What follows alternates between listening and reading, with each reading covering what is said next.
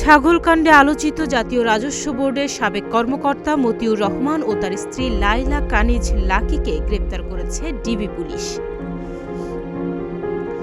মঙ্গলবার রাতে রাজধানীর বসুন্ধরা আবাসিক এলাকা থেকে তাদের গ্রেপ্তার করা হয় বলে জানানো হয়েছে। ডিএমপির উপকমিশনার মোহাম্মদ তালিবুর রহমান এক বার্তায় জানান, মতিউর রহমান ও তার স্ত্রী সাবেক উপজেলা চেয়ারম্যান লাইলা কানিজকে গ্রেপ্তার করেছে গোয়েন্দা পুলিশ। তবে কোন মামলায় তাদেরকে গ্রেপ্তার করা হয়েছে তা এখনো স্পষ্ট জানানো হয়নি। গত বছর কোরবানির জন্য ঢাকার মোহাম্মদপুরের সাদিক এগ্রো থেকে ইফাত নামের এক তরুণের 15 লাখ টাকা দামে ছাগল কেনার ফেসবুক পোস্ট ঘিরে মতিউর রহমানকে নিয়ে সোশ্যাল মিডিয়ায় সমালোচনা শুরু হয়।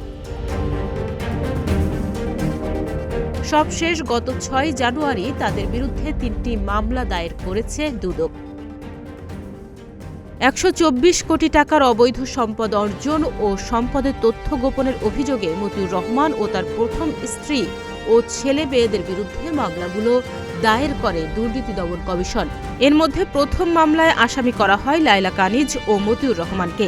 মামলার এজাহারে বলা হয়, আসামি লাইলা কানিজ 13 কোটি 1,58,000 টাকার জ্ঞাত আয় বহির্ভূত সম্পদ অর্জন করেছেন।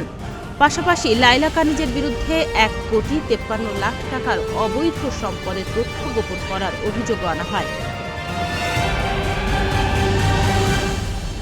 অন্যদিকে তার মেয়ে ফারজানা রহমানের নামে 2 কোটি 45 লাখ গোপন ও 53 কোটি 41 লাখ টাকার বেশি অবৈধ সম্পদ অর্জনের অভিযোগ আনা হয়েছে দ্বিতীয় মামলায়। ওই মামলায় মতিউর রহমানকে সহযোগী আসামি করা হয়েছে। আর তৃতীয় মামলায় প্রথম ঘরের ছেলে আহমেদ তৌফিকুর রহমান অর্ণবের বিরুদ্ধে 13 কোটি 38 লাখ টাকা সম্পদের তথ্য গোপন ও 42 কোটি 22 লাখ টাকার অবৈধ সম্পদ অর্জনের অভিযোগ আনা হয়।